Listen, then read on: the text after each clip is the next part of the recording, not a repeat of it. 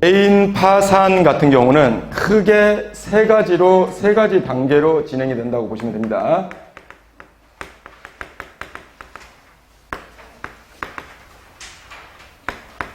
첫 번째가 1단계가 파산 신청 면책, 그러니까 파산 면책 신청을, 그러니까 이거는 파산 면책 신청을 거의 요즘 이제 동시에 진행을 하는데, 사건은 일단은 제가 뒤에서 말씀드리겠지만 사건 번호라든지 별개의 사건입니다. 그래서 파산 신청하고 면책 신청, 사건 번호도 각각 부여가 됩니다.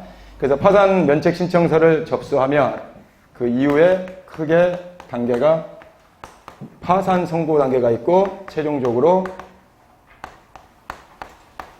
면책 결정, 이 세 가지 단계로 사건이 이제 진행이 됩니다. 그런데 이제 아까도 간단히 말씀드렸는데, 몇 년 전부터는, 예전에는 파산관제인 선임 제도가 예외적이었습니다. 그러니까 예전 같은 경우는 파산관제인이 선임되는 경우가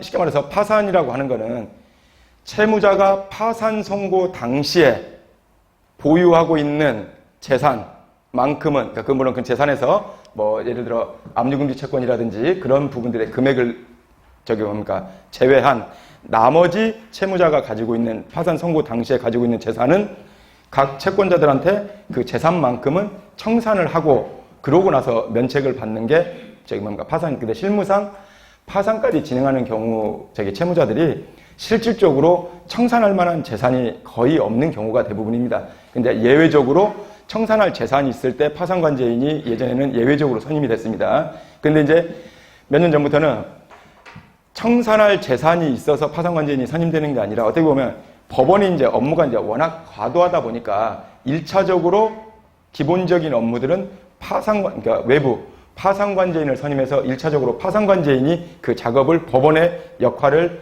대신 진행하는 목적으로 파산관제인이 요즘은 선임이 됩니다. 그래서 파산 면책 신청을 하면 그 이후에 요즘은 전국 법원이 다 의무적으로 파산관제인을 선임을 합니다. 그럼 이제 파산관제인이 선임이 되면 그 이후에 파산 선고 날짜가 잡힙니다. 법원에. 그러면은 이때 채무자가 파산 선고일에 참석을 하면 그때 파산관제인도 법원에 함께 나와 있습니다. 그래서 파산 선고를 내리고, 파산관제인이 채무자가 제출해야 될 이제 여타의 서류 목록을 채무자한테 전달을 해줍니다. 그러면 이제 그 채무자가 받아온 서류 목록을 법무사인 제가 위임을 받았다 그러면 1차적으로 이제 그 목록에서 채무자에게 해당되는 관련 서류 작업들을 진행해서 파산관제인한테 먼저 그거를 이제 제출을 합니다. 그러면 이제 파산관제인이 최종적으로 그거를 검토하고 법원에 조사보고서라는 서류를 제출을 합니다. 그러면 이제 파산관제인이 제출한 조사보고서를 보고 법원이 최종적으로 면책 허가 여부를 결정을 하게 되는 겁니다. 그리고 이제 조금 중요한 단계라고 하면, 파산 선고 이후에 면책 결정 전에 저희가 흔히 그냥 채권자 집회 기일이라고 하죠. 채권자 집회 기일이 열리고, 그래서 특별하게 이제 채권자가 이의 신청이라든지 그게 없다 그러면 최종적으로 법원에서 면책 결정이 나고서 사건이 이제 일단락이 이제 이런 절차대로 진행이 됩니다.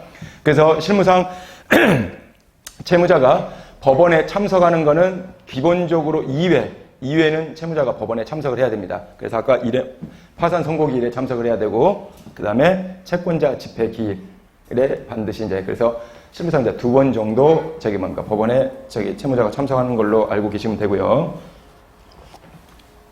그 다음에 이제 그 전에, 법원의 채권자 집회 기일 전에 아까 말씀드린 파산관제인한테 서류를 제출하면 파산관제인이 그 채무자가 제출한 서류를 검토하고 그 파산관제인 면담 기일을 잡습니다. 그래서 파산관제인 사무실에도 보통은 1회에 끝나는데 각 사건마다 이제 재산 근간에 재산 처분 내역이 있다든지, 그러니까 어떻게 보면 면책 불허가 사유 여부들이 있다 그러면 그 면담 기일은 1회가 될 수 있고 2회가 될 수 있고, 근데 기본적으로 대부분의 사건들은 파산관제인 면담 1회로 사건은 이제 처리가 됩니다. 그래서 실무에서 사건 상담을 하실 때 대략적인 기간, 그죠? 그 다음에 채무자가 향후 법원에 언제 출석을 해야 되고, 그 다음에 파산관계인 면담에도 참석을 해야 되고, 이제 그런 부분들은 사건 전반의 처리 절차는 머릿속으로 숙지를 해두셔야 상담 과정에서 그런 부분들을 다 언급을 해서 처리를 하실 수가 있겠죠.